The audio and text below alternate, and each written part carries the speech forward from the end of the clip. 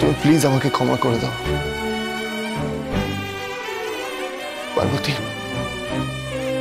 আমি তোমাকে ছাড়া থাকতে পারছি না।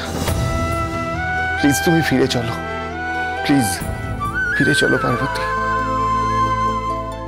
তুমি বুঝতে পারো না আমি কতটা কষ্ট পাচ্ছি। তুমি কেন বুঝতে পারছো না পার্বতী? আমি তোমাকে ভালোবাসি, সেটা তুমি আমার চোখে দেখতে পাচ্ছ না। তুমি কিছুই বুঝতে পারছো না। আচ্ছা পার্বতী, আমার কি অভিমান হয় না? আমার কষ্ট হয় না? প্লিজ পার্বতী, প্লিজ ফিরে চলো আমার সাথে। তুমি বোঝো না, তোমাকে ছাড়া আমি অসম্পূর্ণ পার্বতী। পার্বতী, আমি তোমাকে ছাড়া অসম্পূর্ণ। আমি অসম্পূর্ণ তোমাকে ছাড়া।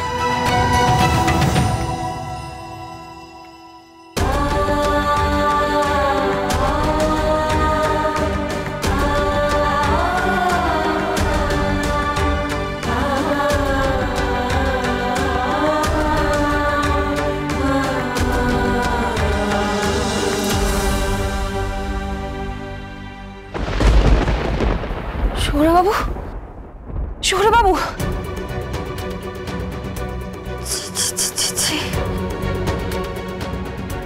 আমি কি দেখলাম? ছি, কেন ভাবছি আমি এসব? শুভ্রবাবু কেন আসবে আমার কাছে? নিজের বাড়ি ছেড়ে, নিজের সংসার ছেড়ে, বউকে ছেড়ে আমার কাছে কেনই বা আসবে? এসব কেন ভাবছি আমি? ঠিক হচ্ছে না, এটা একদম ঠিক হচ্ছে না। আমার মনের মধ্যে এই জিনিসগুলো আসাটা ঠিক হচ্ছে না। আসলে আমি না ভেবেছিলাম, জানেন তো সৌরভবাবু, আমি আপনার জীবন থেকে চলে গেলে হয়তো আপনি খুব ভালো থাকবেন, বোনের সাথে সুখে সংসার করবেন। কিন্তু না, এটা তো কোনোটাই হয়নি,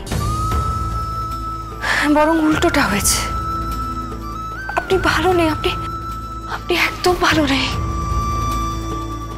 সেটাই আমায় জানতে হবে। এই জন্যই তো আমার মনের মধ্যে এত খচখচ করছে, কেন আপনি ভালো নেই। আমাকে জানতে হবে এটা।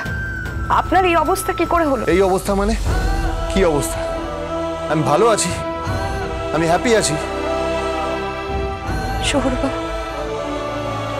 আপনি আগের মতো আর হাসেন না, আগের মতো কথা বলেন না। সব সময় একটা রাগ, বিরক্ত। এতটা পাল্টে গেলেন কি করে? কেন? আমার উপর অভিমান করে? রাগে নাকি? কিসের জন্য?